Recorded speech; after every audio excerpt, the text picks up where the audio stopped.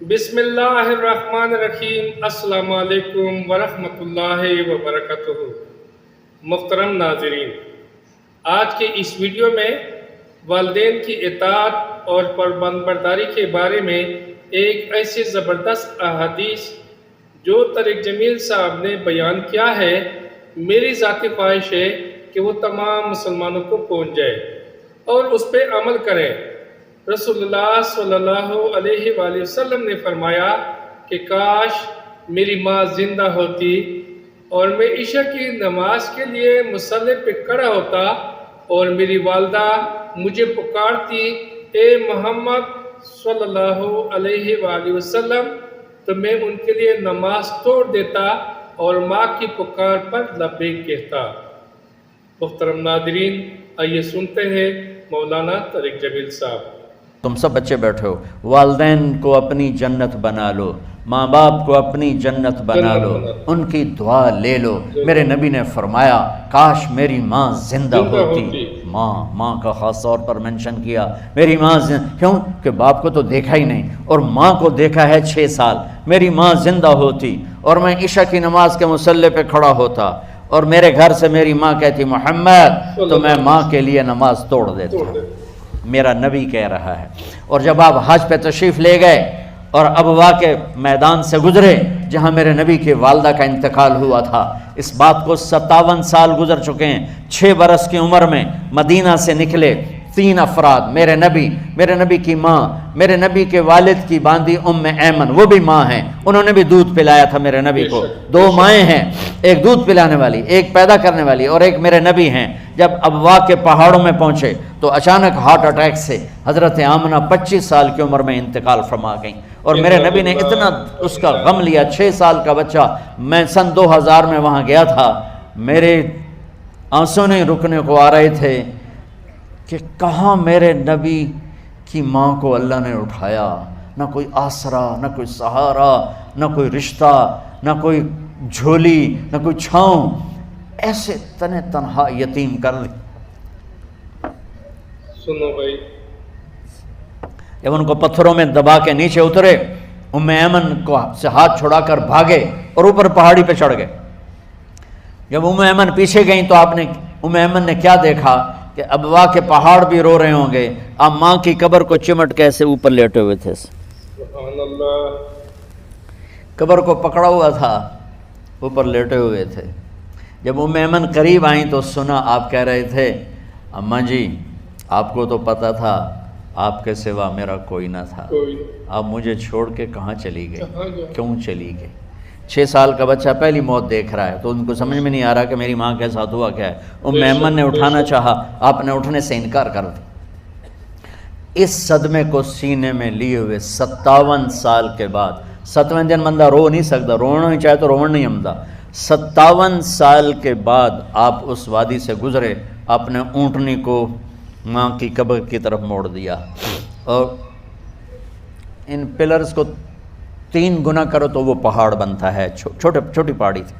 اونٹنی کو نیچے بٹھایا، اوپر پہاڑ پر گئے، اور یہ مجھے دیکھو، یوں آپ نے گھٹنے کھڑے کیے ماں کی قبر کے سرانے، اور یہ ہاتھ یہاں رکھے اور پھر سر دیا اپنے گھٹنوں میں یوں، پھر رونا شروع کیا۔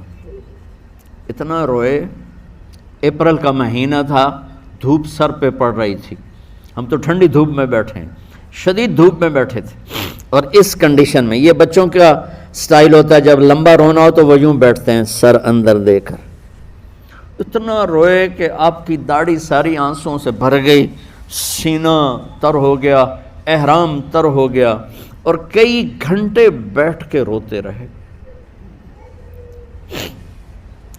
2 جہان کے سردار ہو کر تمنا کر رہے ہیں، کاش اماں تو زندہ ہوتی، تو مجھے کہتی محمد، میں تیرے لیے نماز توڑ دیتا۔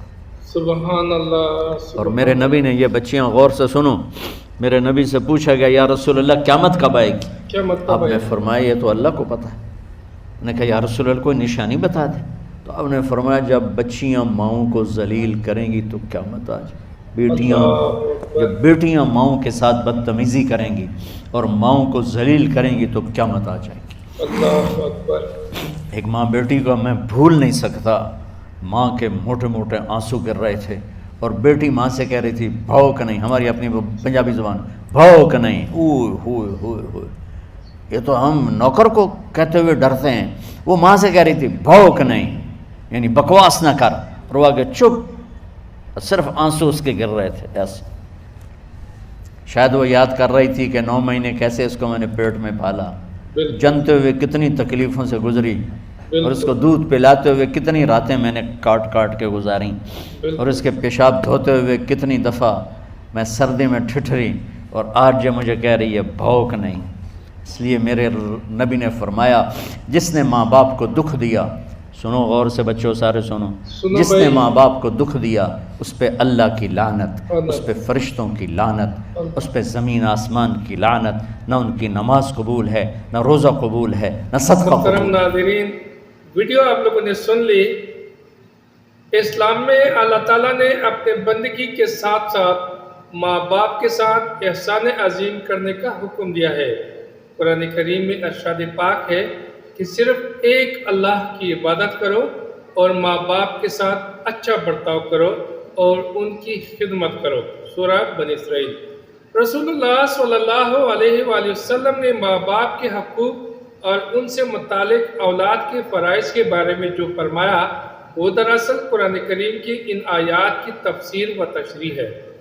حدیث مبارکہ میں ہے، رسول اللہ صلی اللہ علیہ وسلم کا فرمان ہے، اللہ کی رضامندی والد کی رضامندی میں ہے اور اللہ کی ناراضگی والد کی ناراضگی میں ہے۔ محترم ناظرین، رسول اللہ صلی اللہ علیہ وآلہ وسلم سے جب بڑے گناہوں کے بارے میں دریافت کیا گیا تو آپ صلی اللہ علیہ وسلم نے فرمایا، اللہ تعالیٰ کے ساتھ شریک ٹھہرانا اور ماں باپ کا نافرمانی کرنا، کسی بندے کو ناحق قتل کرنا اور جھوٹی گواہی دینا، یہ سب بڑے گناہ ہے۔ والدین کے جو احسانات اولاد پر ہے وہ تمام عمر کی خدمت سے بھی ادا نہیں ہو سکتے۔ والدین نے پرورش کی، مشقتیں اٹھائی، وہ سب معروف اور معلوم ہے۔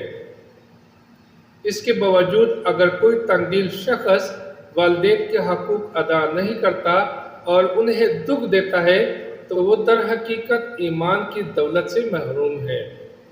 دعا ہے اللہ پاک سب کو ماں باپ کے فرمان بردار بنائے تاکہ دنیا اور آخرت میں کامیابی و کامرانی نصیب ہو۔